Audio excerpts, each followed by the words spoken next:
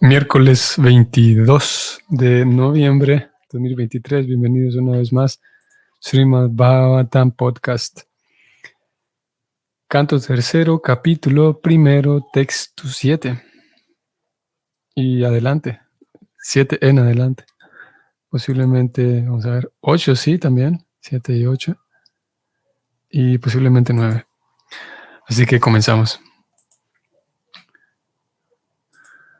Om Namo Bhagavate Vasudevaya. Om Namo Bhagavate Vasudevaya. Om Namo Bhagavate Vasudevaya.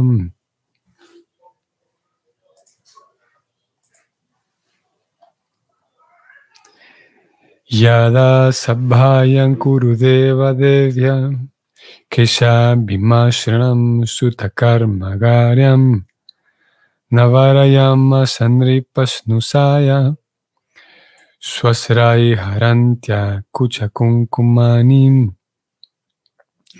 Traducción: el rey no prohibió la abominable acción de su hijo Dushasna de coger el cabello de Draupadi, la esposa del santo rey Yudhishthira, a pesar de que sus lágrimas empapaban el polvo rojo que adornaba su pecho. Esa es la traducción de este verso, que no viene incluido con ningún comentario de Prabhupada. Este incidente en particular, o ese texto hace referencia a aquel momento en donde Draupadi es llevada en aquella asamblea de juegos, en aquel lugar bastante, digamos, no sé si decir corrompido, pero un lugar, digamos, tanto oscuro por su... sí, el ambiente mismo, ¿no? Estaba ahí en un lugar como un lugar de apuestas, describe el Mahabharata. Y ella, a Draupadi, intentaron desnudarla, ¿no? Es algo también conocido. Prabhupada hace referencia de ello en el Néctar de la Devoción, en una cita. Vamos a ir allá para que la leamos. Una cita muy interesante relacionada con una cualidad de Krishna, que es la cualidad de ser agradecido. Vamos a buscarla aquí.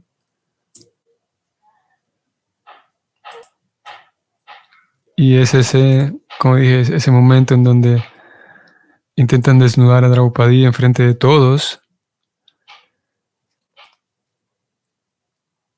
Y aquí el verso hace referencia a cómo Dhritarashtra sabía todo eso y estaba allí presente, pero y a pesar de que era, digamos, era su sobrina, o al menos era la esposa de sus sobrinos, y él tenía la autoridad para detener ese tipo de cosas, porque ya era, digamos, como cruzar la línea, ya era demasiado lo que estaban haciendo con Draupadi, lo que intentaron hacer con ella, de desnudarla enfrente de todos aquellos guerreros que estaban allí. Y Dhritarashtra pudo haber frenado ese acto, pero no lo hizo. Antes de ir al siguiente verso, entonces, vamos a compartir esta cita del Néctar de la Devoción, que por un lado va a hacer referencia a este incidente de Draupadi siendo desnudada, y al mismo tiempo vamos a leer una de las cualidades de Krishna, que el capítulo se titula así: Las cualidades de Sri Krishna, capítulo 21 del Néctar de la Devoción.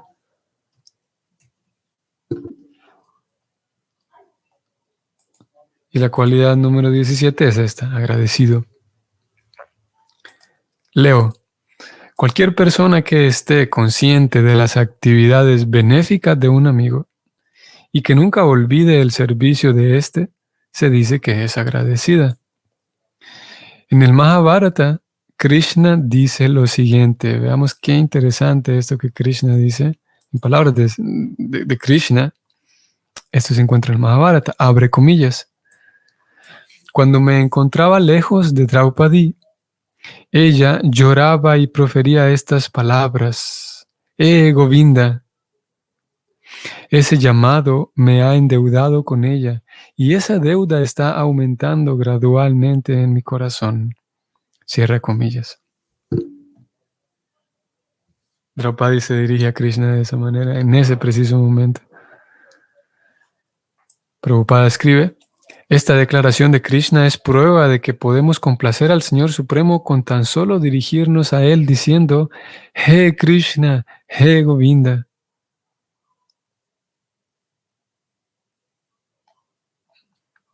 Asimismo, el Mahamantra Hare Krishna, Krishna Krishna, Hare Hare, Hare Rama, Rama Rama, Hare Hare, es tan solo un llamado al Señor y a su energía.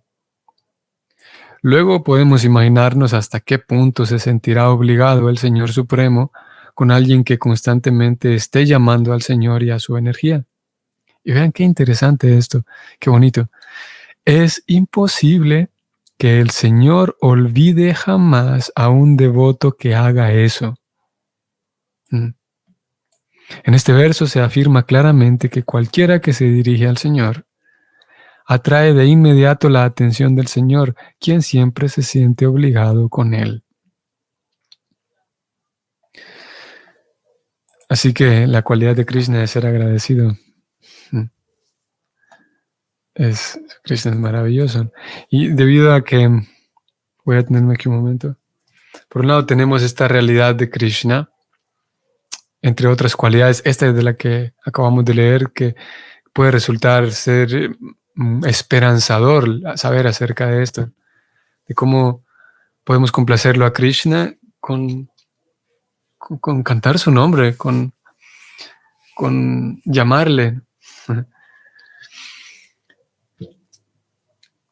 Dos cosas aquí. Número uno, que es podemos decir que puede resultar incluso una novedad esto, ¿no? Es una perspectiva teológica, podríamos decir que nueva, esto de decir de que Dios se siente complacido únicamente no solamente complacido, sino más bien se siente endeudado. Esto sí, definitivamente que es nuevo, ¿no? Podría parecer un insulto tal vez. Podría parecer demasiado pretencioso decir que Dios se siente endeudado, volvamos al verso, se siente endeudado con esa persona. No solo endeudado, sino obligado. Voy a leer nuevamente esto que está en pantalla. En este verso, se afirma claramente que cualquiera que se dirige al Señor atrae de inmediato la atención del Señor, quien siempre se siente obligado con él o con ella. Eso puede resultar, sí, incluso difícil tal vez. Si para algunos ya es difícil aceptar la idea de Dios, la existencia de Dios, para otros será más difícil aceptar esto de que Dios se siente obligado con quienes lo llaman a Él.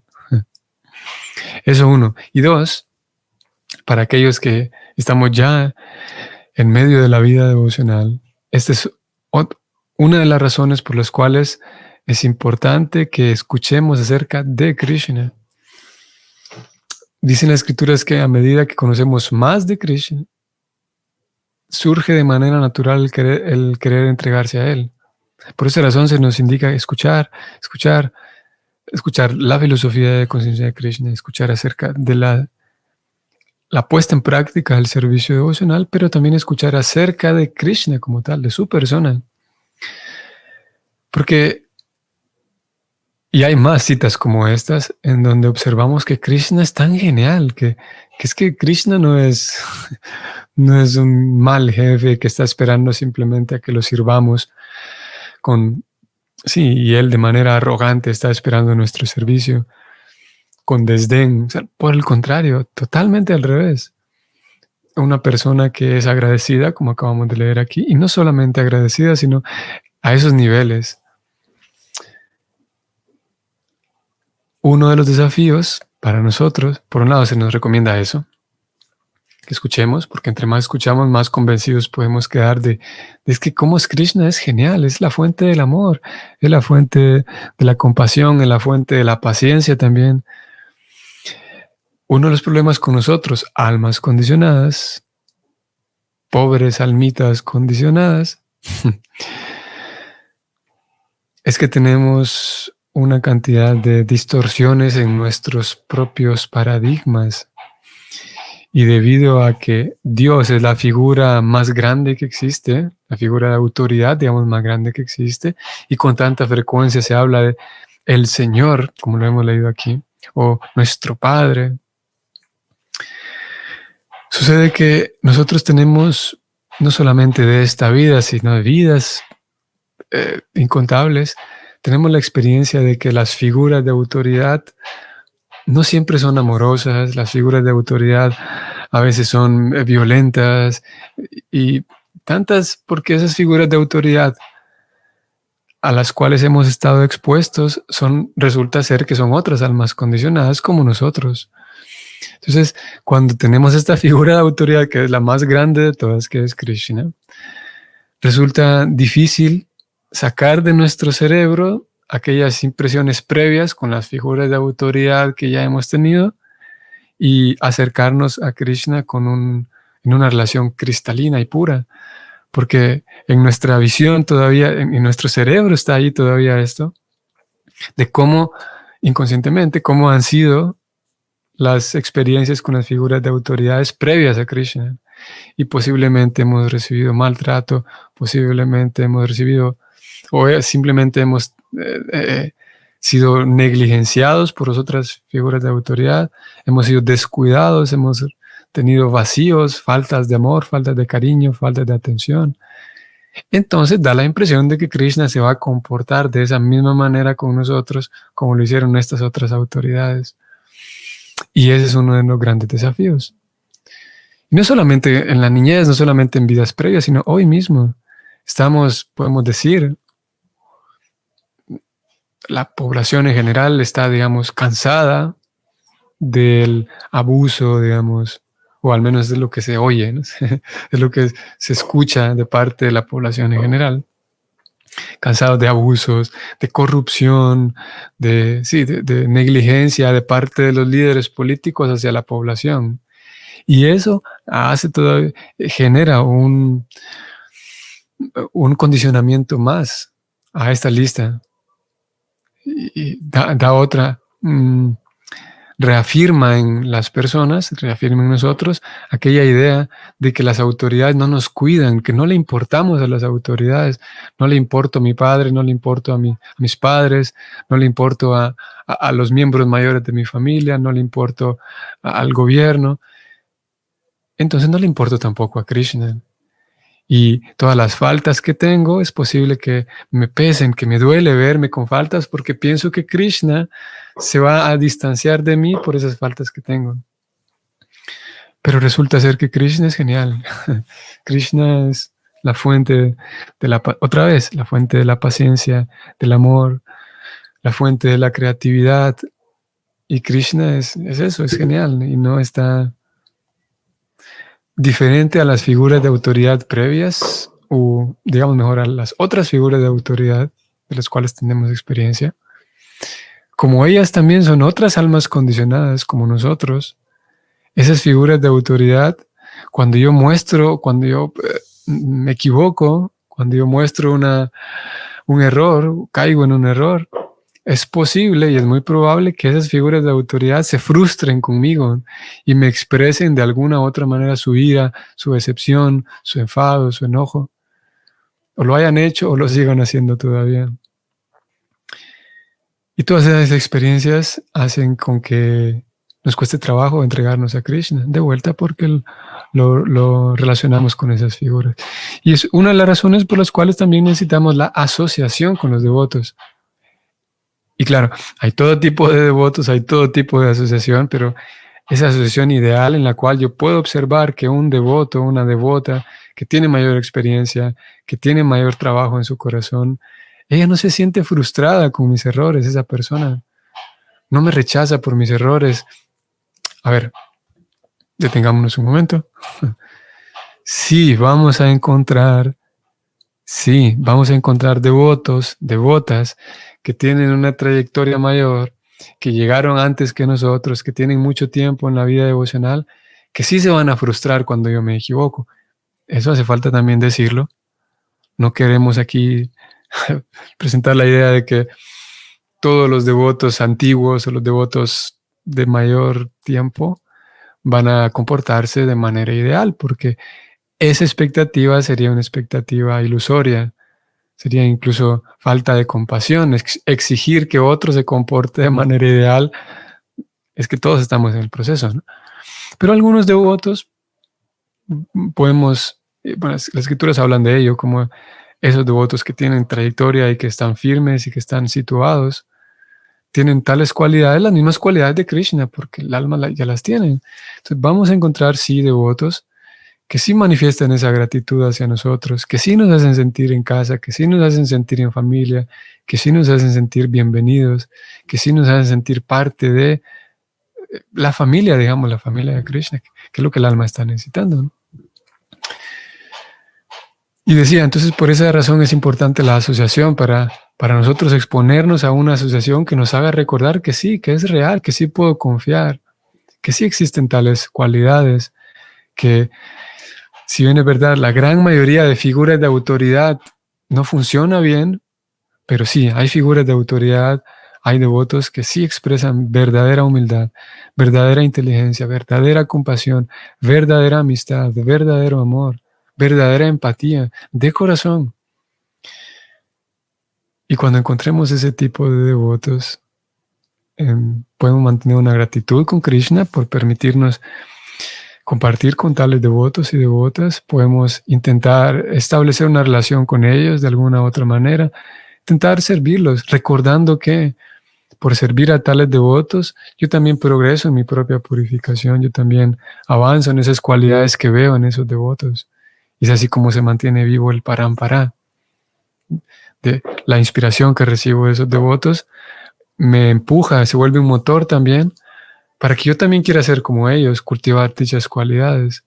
Y es así como la ciencia se mantiene viva, no solamente en libros y en teorías, sino en la vida misma de esos devotos que están allí y en la vida de nosotros que estamos intentando seguir esos pasos, ¿no? Todo esto, todo esto yo lo decía por la cualidad de Krishna de ser agradecido, y esta cualidad la leíamos citando el incidente de Draupadi cuando ella la intentaron desnudar, que es eso de lo que nos habla el verso de hoy, verso 7. Vamos al 8. Voy a ir a la traducción directamente. Un comentario breve de Prabhupada. Traducción del verso. Yudhishthira, que había nacido sin enemigo alguno, fue vencido en el juego de un modo sucio. Pero debido a que había hecho el voto de la veracidad, marchó al bosque. Cuando regresó a su debido tiempo y suplicó que se le devolviera su legítima porción del reino, fue rechazado por Dhritarashtra, que estaba dominado por la ilusión. Si la Prabhupada comenta lo siguiente. Maharaj Yudhishthira era el heredero legítimo del reino de su padre, pero Dhritarashtra, el tío de Maharaj Yudhishthira, tan solo para favorecer a sus propios hijos, encabezados por Duryodhana, adoptó diversos medios sucios para engañar a sus sobrinos y quitarles su legítima porción del reino. Finalmente, los Pándavas exigieron solo 5 pueblos, uno para cada uno de los 5 hermanos. Pero también eso fue rechazado por los usurpadores. Este incidente condujo a la guerra de Kuruksetra. Fueron pues los Kurus y no los Pándavas los que provocaron la batalla de Kuruksetra. Como kshatriyas que eran, el medio de sustento apropiado para los Pándavas era solo el de regir, y no podían aceptar ninguna otra ocupación. El brahmana, el kshatriya y el vaishya no aceptan empleos como medio de sustento, bajo ninguna circunstancia. Fin del comentario.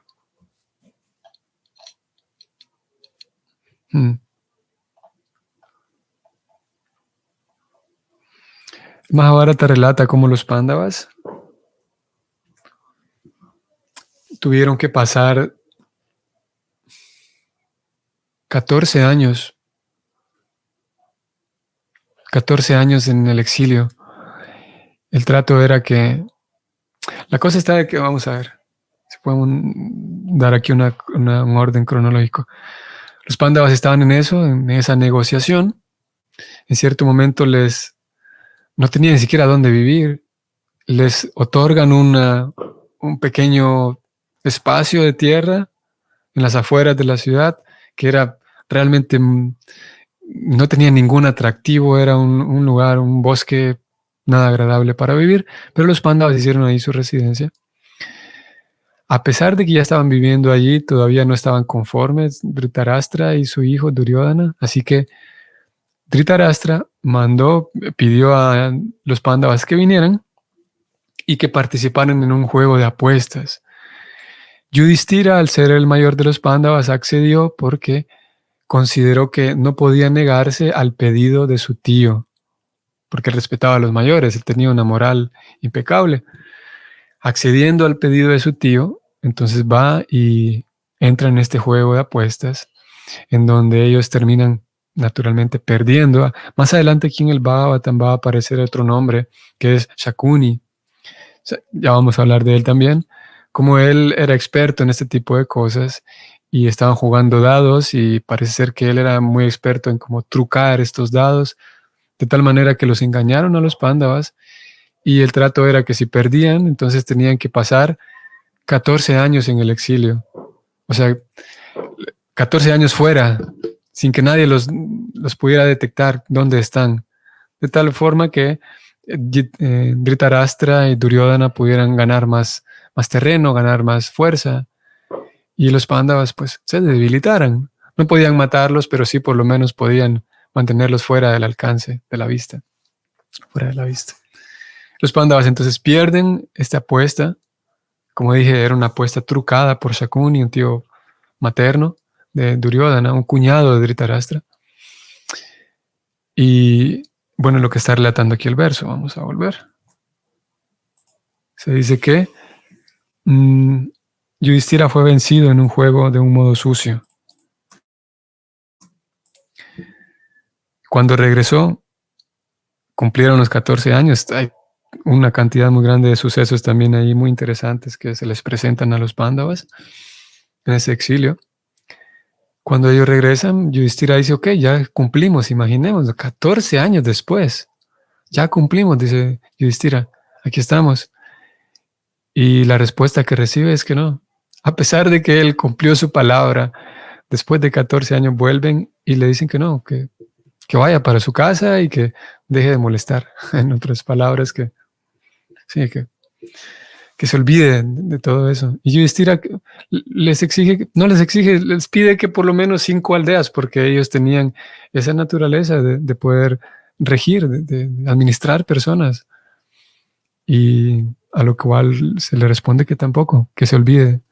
Y eso da entonces pie a la batalla de Kurukshetra, ahora sí, al ver que ya no hay ninguna otra opción. Es muy famoso este incidente. Es muy famoso ese incidente en Mahabharata en donde Yudhishthira le dice, miren, por lo menos un poco de tierra para eso, para regir algunas pequeñas aldeas. No vamos a ser independientes, vamos a estar bajo el reino, el trono central, real, pero por lo menos unas cuantas aldeas para nosotros, digamos, vivir de acuerdo con nuestra propia vocación. A lo que se les responde, Dhritarashtra, más bien Duryodhana les responde que no te voy a dar nada, no te voy a dar ni la más mínima y pequeña aldea que está a nuestro cargo. Es más, no les voy a dar ni siquiera un pedazo de tierra suficiente para que ustedes claven un alfiler. Nada.